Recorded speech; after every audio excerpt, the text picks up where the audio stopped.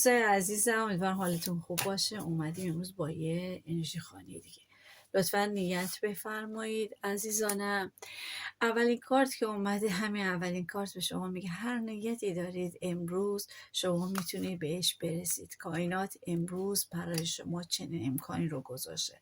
کسایی که نیت کردن باردار باشن، منتظر جواب بارداریشون هستن، بدونن امروز یه بارداری خیلی قشنگ خواهند داشت. و کسایی که نیت کردن که جابجا بشن، میخوان خونه ای بخرن، میخوان جابجا بشن، میگه اینم میتونه یه نیت عالی باشه و میتونید امروز چنین درخواستی رو بکنید و به نتیجه برسید.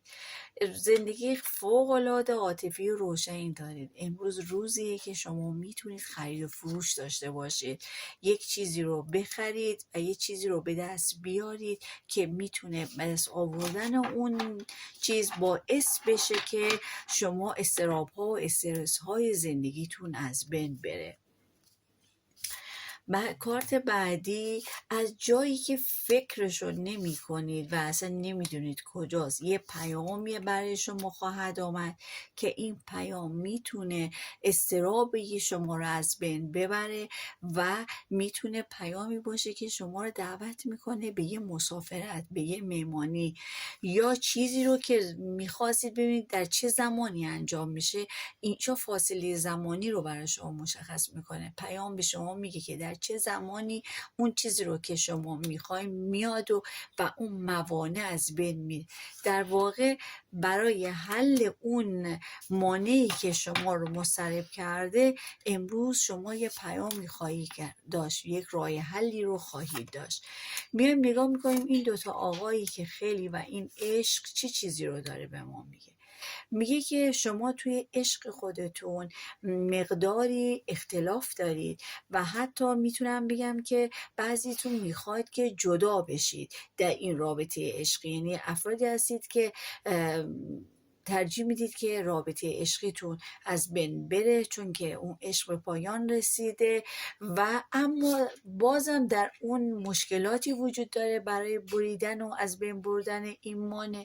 به شما میگه نگران نباشید، عشق دیگری برای شما هست، شما لایق عاشق شدنید. اگر که این افراد مانع ایجاد میکنن و اجازه نمیدن که شما جدا بشید و شما رو مردد کردن، بدونید که عشق دیگه‌ای وجود داره برای شما که میتونید روش حساب باز کنید.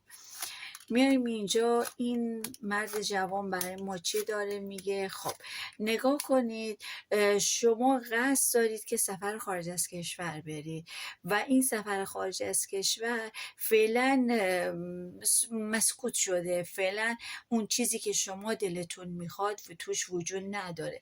میگه نگران نباشید، یه پیامی برای شما خواهد آمد، یه کسی داره پیگیر کاراتون است. فکر نکنید وکیلتون هر کسی هستش شما رو پول گرفته کارتون رو گذاشته کنار. نه، این کار داره نمیکنه، اون داره کار خودش رو انجام میده.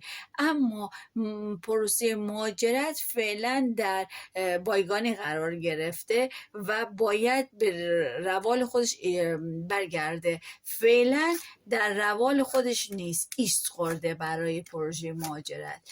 اینجا ببینیم که این کار چیه.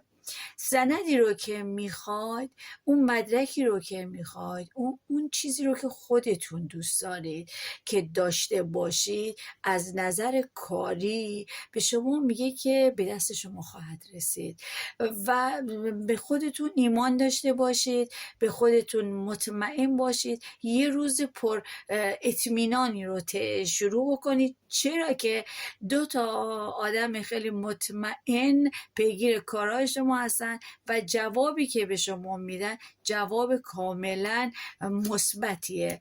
و این آقای عشقیتون، اونایی که قصد ازدواج دارن بدونن که این پیوند ازدواج شروع خواهد شد، اما توی محیط کار یه مقدار یه افرادی هستن که یه کوچولو دارن شیطنت انجام میدن.